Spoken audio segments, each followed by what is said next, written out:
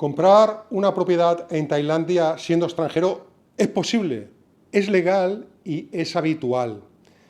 Y miles de personas como tú lo hacen cada año, pero hay un único camino para hacerlo bien y unos cuantos caminos para hacerlo mal. Hoy te enseño la diferencia, sin palabras raras de abogado, para que lo puedas entender bien. Soy Pedro, esto es Destino Tailandia, suscríbete y toca la campana como si estuvieras en un templo tailandés. En los vídeos anteriores estuvimos viendo economía doméstica e impuestos en Tailandia. Y en algunos vídeos se generó mucho debate entre aquellos que dicen que se puede vivir por menos de 1.000 euros u 800 euros en Tailandia. Vale, ya sé cuánto cuesta vivir aquí, pero ¿puedo realmente tener una casa a mi nombre? Hoy abrimos en el canal todo un bloque sobre vivienda y para este vídeo voy a contar con una ayuda especial.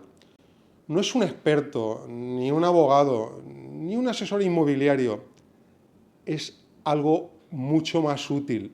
Una voz que hace las preguntas que muchos de vosotros tenéis en la cabeza y a veces no os atrevéis a escribir. Y mirad quién se acaba de colar por la puerta del estudio. Pasa, Des, pasa. Te estaba presentando. Bueno, cuéntales tú mismo quién eres. Hola a todos, perdona Pedro, perdona. Es que he visto la luz roja encendida y he pensado que ya habíais empezado.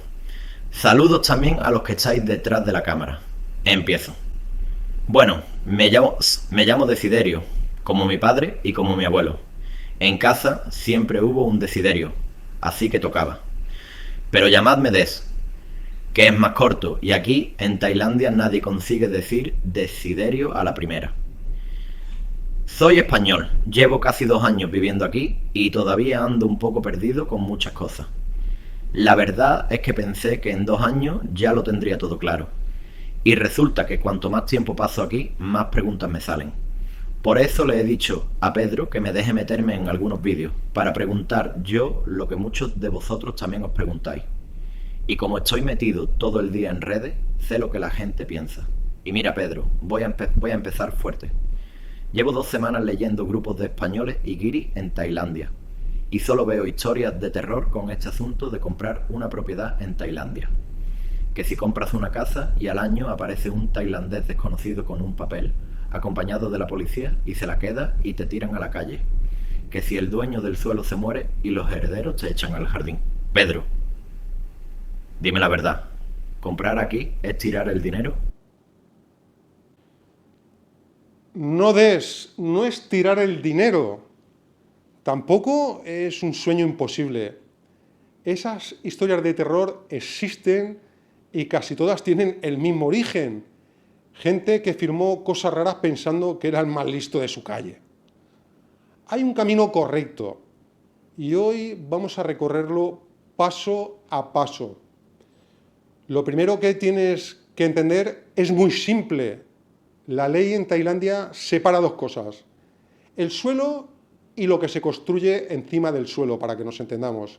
Y trata cada cosa de manera distinta para los extranjeros. El suelo, como norma general, no puede ser tuyo. Hay alguna excepción para grandes inversores que invierten unos 40 millones de bahts aprobados oficialmente por el Estado tailandés, que sería algo más de 1 millón de euros. Pero eso no es para gente como nosotros o gente como yo. Para ti, para mí y para Des, el suelo en sí está cerrado. Y no pasa nada, porque hay otras 2 vías totalmente abiertas y legales. La primera vía es la del piso en un edificio de apartamentos. Aquí en Tailandia este tipo de edificio se llama condominio y un extranjero puede ser propietario pleno de una unidad a tu nombre, con tu pasaporte, con título oficial, para vivir en él, para alquilarlo, venderlo o dejarlo en herencia. Igualito que en España, para que nos entendamos. La segunda vía es la villa, esa casa con jardín que muchos sueñan. Aquí la cosa se parte en 2. La construcción, la casa en sí, puede estar a tu nombre. El terreno donde se asienta, no. El terreno se firma como un alquiler de larga duración, 30 años, anotado oficialmente en el registro de la propiedad tailandés, para que nos entendamos. Resumido, piso, sí, a tu nombre. Casa con jardín, sí, con la casa a tu nombre y el terreno alquilado. Suelo solo, no. Estas son las dos vías legales y limpias. Vale, Pedro, las dos vías las entiendo, pero aquí hay mucho ruido y mucho vendedor de humo. Y mucha gente opinando en redes por lo que le ha contado un amigo o por lo que ha leído en foros. Yo, cuando hablo de algo serio, me gusta contar con voces autorizadas. Y mira qué casualidad. Yo sé que tú compraste un condominio en Hua Hin y una villa en Tham Roi Yot. O sea que de esto puedes hablar de primera mano, ¿eh? ¿Ves? ¿Eres un chivato? Eso no lo tenías que haber dicho. Pero bueno, ya que lo has soltado así, he de decir que he pasado por las dos vías y precisamente por eso estoy haciendo este vídeo, aunque no era necesario que metieras la pata como lo has hecho. Dicho esto, conozco exactamente dónde están los pasos delicados en cada proceso. Vamos a ver cómo se hacen bien las cosas. Empezamos por el piso, que es la vía más sencilla. Para registrar un piso a tu nombre necesitas primero tener el dinero y 3 cosas más. Estas 3 cosas no son consejos, son condiciones obligatorias. La primera, el edificio debe tener un cupo libre para extranjeros. La ley pone un tope a cada edificio de apartamentos. Como mucho, el 49% del edificio puede estar en manos extranjeras. Si ese tope está lleno, no puedes registrar nada a tu nombre en ese edificio. Por eso, antes de pagar nada, hay que ir a la oficina del edificio y preguntar cómo está ese cupo. Segunda, el dinero tiene que llegar fuera de Tailandia en moneda extranjera. Tu banco aquí emite un papel oficial que aprueba el origen del dinero. Sin ese papel no escriben nada a tu nombre. Es así de tajante. Tercera condición, un abogado tuyo, no del vendedor. Esto es lo más importante de toda la operación. Y este abogado puede costar entre 30 y 80.000 bahts. Unos 2.000 euros en el peor de los casos para recibir toda la seguridad legal y para comprar el condominio a tu nombre sin problemas. Esto sería como un certificado de garantía. Y es lo que separa a quien compra tranquilo de quien acaba aprendiendo a base de disgustos. Con estas 3 condiciones cumplidas, el resto es trámite, reservas, contrato, transferencia y registro oficial. Y sales con el título de propiedad a tu nombre. Tan sencillo como eso. Vamos ahora a la villa, que tiene más matices. Pero también es perfectamente posible si lo haces con cabeza. Cuando vayas a ver una villa, vas a oír una frase mágica. 30 más 30 más 30. 90 años de tranquilidad. Y aquí hay un matiz que casi nadie explica bien. La ley tailandesa permite anotar oficialmente en el registro un alquiler de suelo de hasta 30 años. Ese tramo queda blindado sin discusión. Los siguientes 30 y los siguientes después hasta los 90 se firman en contratos bien hechos de renovación. Y no son un cuento, pero tampoco son automáticos. Con un promotor serio se cumplen con total normalidad. Eso no quiere decir que las villas sean una mala opción. Quiere decir que tienes que saber qué tienes blindado en el registro y qué tienes en contrato de renovación privado con el dueño del suelo.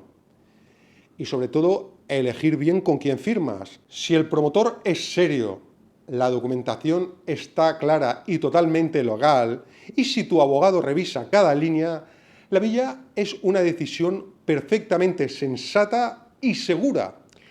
Lo que no debes hacer es nunca buscar atajos, poner la propiedad a nombre de un tailandés que apenas conoces, montar una empresa de fachada con socios de paja. Esto es una barbaridad y un suicidio casi legal. Esto que te he contado son los caminos que acaban en las historias de terror que leíste des. Las autoridades vigilan esas estructuras desde hace años y cuando las desmontan, el extranjero pierde mucho más de lo que ahorró por el atajo. Pedro, que sí se puede, pero por el camino bueno y de la mano de quien sabe, y evidentemente todo registrado en sitios oficiales. ¿Me puedes corregir? Exacto, Des. No hay nada que corregir. Lo has resumido perfecto. Esta es la clave en todo esto. Lo que no se puede anotar oficialmente en el registro de tierras no es tuyo, aunque te lo prometan en un folleto brillante o te lo cuente un vendedor de humo. Aquí en Tailandia hay unos cuantos encantadores de serpiente y muchos, ojo, y muchas veces son gente de fuera de Tailandia. En los próximos vídeos vamos a entrar en detalle en los dos caminos buenos. Cómo comprar un piso paso a paso, con todas las comprobaciones reales y legales. Y cómo comprar una villa con cabeza, sabiendo qué firmar, qué exigir y qué evitar. Después, más adelante, veremos alquileres, contratos, depósitos y casos reales. Suscríbete para no perderte la serie completa. Y dime tú en comentarios qué situación estás valorando. Piso, villa, alquiler o todavía estás dándole vueltas. Leo todos los comentarios y los contesto a todos. Nos vemos en el próximo vídeo. Sawadee krap.